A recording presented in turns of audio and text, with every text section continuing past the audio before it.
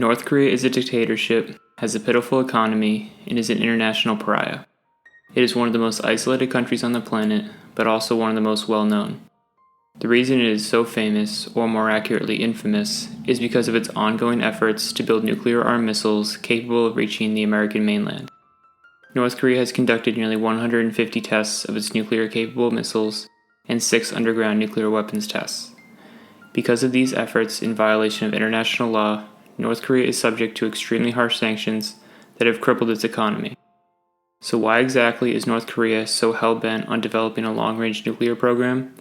Why doesn't it stop building these weapons and focus on building its economy? The answer revolves around one word: survival. There has not always been a North and South Korea.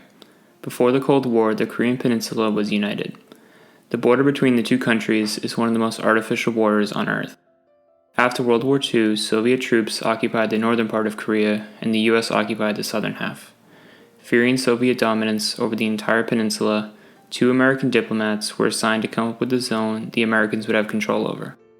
After looking at a map of Korea, they decided on the 38th parallel because it roughly split the peninsula in half and gave the US control over the capital of Seoul. And just like that, a region that had been unified for over 1,000 years was split in two. The border changed after the Korean War, but still roughly runs along the 38th parallel. North Korea became a Soviet satellite state led by Kim Il-sung. After the Korean War, North Korea wanted to build a nuclear weapon, but China and the Soviet Union both denied the DPRK's requests for assistance. Kim Il-sung wanted North Korea to be independent militarily, but the Soviet Union's military dominance and financial support meant North Korea was protected and the regime could hold its grip on power. However, North Korea had an existential crisis when the USSR collapsed in 1991. Suddenly, North Korea was on its own, and the results were disastrous. The country suffered a devastating famine during the 1990s that killed millions of people. The regime feared it would fall and North Korea would come under the control of the much more prosperous South. Kim Il-sung ruled until his death in 1994, and his son, Kim Jong-il, succeeded him. They could have given up some of their power in exchange for aid, but dictators do not like asking for assistance. North Korea's leaders use a cult of personality to maintain power and assign themselves godlike status in propaganda distributed to North Koreans. North Korea subscribes to what is called Juche ideology, asserting that political independence is critical to success. Even when North Korea does receive basic assistance like food aid, it often goes to the military and other powerful institutions. The masses are left close to starving, while the government claims it meets the needs of all its people.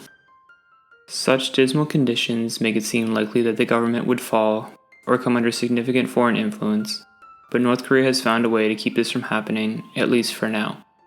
The government maintains strict control over information, making it difficult for ordinary North Koreans to see just how awful their situation is compared to their southern neighbor and the rest of the world. As for limiting foreign influence in the country, North Korea achieves this by threatening other countries with its massive military and nuclear program. Nuclear weapons are the most destructive weapons ever created. Just one can destroy a city, and there are about 14,000 around the world today. And countries that possess them have significantly more military power than those that do not. Having the ability to threaten an entire city with one warhead, and having more than one of these weapons, make nuclear states very powerful. North Korea looks at this weapon as a way to ensure the regime's survival. It views nuclear weapons as having the ability to deter a foreign invasion of the country. North Korea's status as a nuclear weapons state is not disputed. It has anywhere between 20 to 80 nuclear warheads and various missiles capable of launching those warheads at South Korea and Japan, 2 nearby enemies. Its missiles may also be accurate enough to hit the US territory of Guam, home to over 160,000 Americans and Andersen Air Force Base. What North Korea has yet to prove is that it can launch a nuclear warhead at the mainland United States. It has missiles capable of this range, but they have a limited flight record and would be affected by the additional weight of the warhead they would have to carry. The longest range missile North Korea has ever tested is the Hwasong-15. It was launched in 2017 for the first and only time, traveling 2,800 miles or 4,500 kilometers vertically and 600 miles or 960 kilometers horizontally. Had the missile been fired at a lower angle, it likely could have flown 8,000 miles or 13,000 kilometers, meaning it would have been able to reach anywhere in the United States. What is not known, however, is if it carried additional weight to simulate a nuclear payload. If the Hwasong-15 did not carry the extra weight, its actual range carrying a nuclear warhead would be much shorter. The North's other long-range missile, the Hwasong-14, was also tested for the first time in 2017. State media falsely claimed it could reach anywhere on Earth, but its range could be around 6,200 miles or 10,000 kilometers. If it carried a simulated nuclear payload for the test, in a real-world scenario, most of the US would be in range. So why is it so important for North Korea to be able to develop a nuclear weapon capable of reaching the US mainland? Because if North Korea achieved such a milestone, it would suddenly have parity with the US in terms of destructive capacity. The United States has the ability to destroy North Korea with nuclear weapons, and that fact keeps the North Koreans in check. Because the North hasn't demonstrated the ability to hit the US with a nuclear weapon, America can station thousands of its troops in South Korea to protect its ally and deter an invasion. America can also enforce punishing sanctions on North Korea's economy and leaders for the country's nuclear program and human rights abuses. However, if North Korea develops a long-range nuclear weapon capable of hitting the United States, it would have leverage to try to force the US to withdraw its forces in South Korea and relax the sanctions. North Korea wants American forces to withdraw because it believes they are preparing for an invasion. If America left the Korean Peninsula, North Korea could try to invade the South, but even on its own, South Korea still fields a modern army. And just because American troops are no longer stationed there does not mean American support for South Korea would end.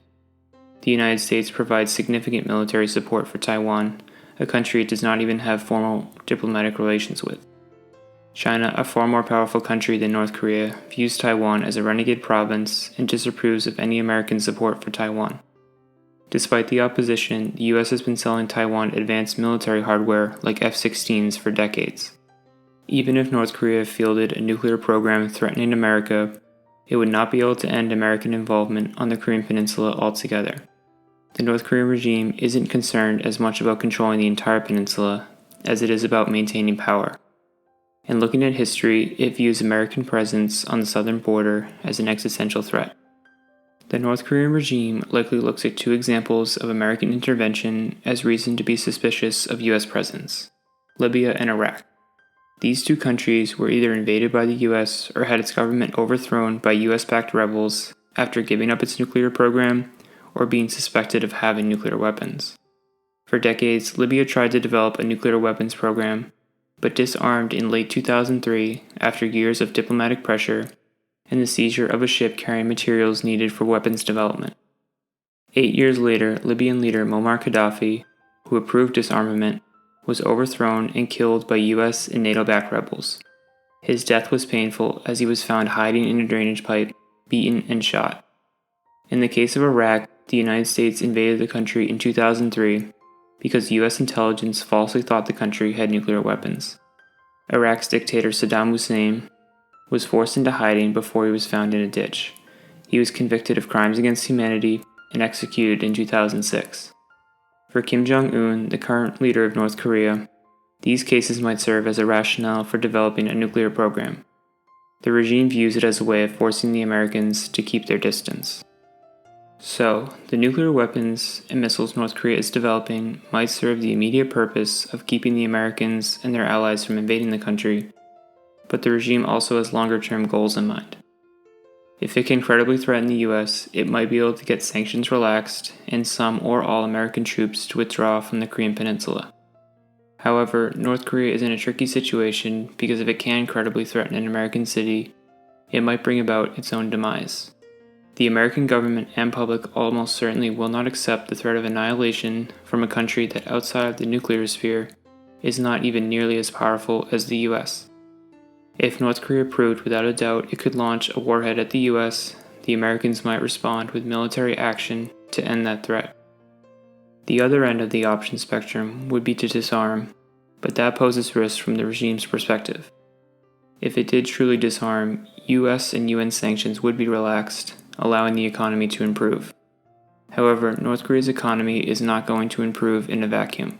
It will require significant international assistance. And with international support comes the end of the country's isolation, allowing North Koreans to see just how better conditions in other countries are compared to their own. They then would likely question why the regime should remain in power. Additionally, a nuclear-free Korea would be a shadow of its former self from a military standpoint. Despite its large number of troops, North Korea fields an army with outdated equipment from the Soviet era. It might even have World War II-era biplanes in its air force. For North Korea's enemies, without nuclear weapons, the country would not have much more importance anymore. Focus would then likely shift to the horrific human rights abuses committed by the regime. This includes an extensive network of political prison camps with hellish conditions, summary executions, and a draconian surveillance state that deprives North Koreans of basic liberties. The Trump administration is pursuing the quote, complete, verifiable, and irreversible denuclearization of the Korean Peninsula. The US wants North Korea to dismantle its entire nuclear weapons program in exchange for lifting sanctions on the country. If North Korea met all of these requirements, sanctions would be lifted, but the regime would still be in danger. No country will be able to guarantee Kim Jong-un won't be removed from power, because even if there wasn't any foreign intervention, the regime could still fall from internal pressure. The North Korean government is trying to manage a careful balancing act. They do not want to start a war with the United States because its military cannot compete with the modern militaries of the US and its allies. But it also does not want to give up its nuclear weapons entirely because they are the source of the regime's leverage in negotiations. They likely believe that the status quo, where the country makes slow progress in developing missiles capable of hitting the US, is the best strategy to get the US to ease sanctions.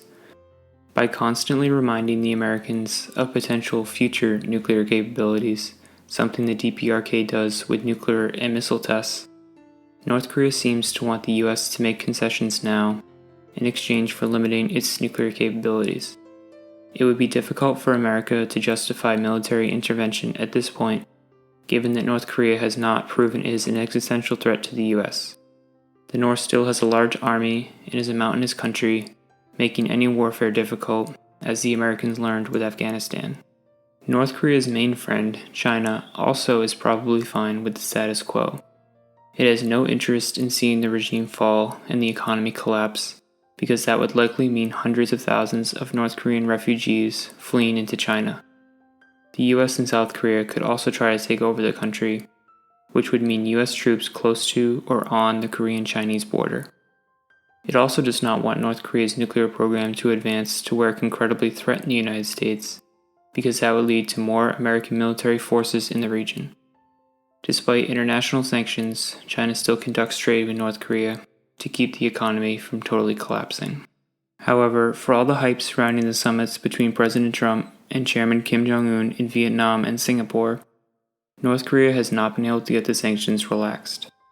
The DPRK has stopped nuclear and long-range missile tests, while the US and South Korea have canceled some military exercises, but North Korea remains subject to crippling sanctions and quietly continues nuclear and missile development. The regime seems to want two contradictory things. It wants to maintain its absolute grip on power, but also improve the economy to prevent collapse. However, it won't be able to flip a switch even if the sanctions are relaxed. North Korea will require international support, but that is a major risk for the regime. North Korea is likely to have the capability of developing a functioning long-range nuclear program in the future. What remains to be seen is if the US will back down and relax sanctions to negotiate limiting the progress of North Korea's nuclear weapons, or if North Korea will face collapse and have no choice to meet US demands for denuclearization. North Korea counted on getting the Americans to blink, but right now the US government shows no signs of backing off its goal of complete, verifiable, and irreversible denuclearization.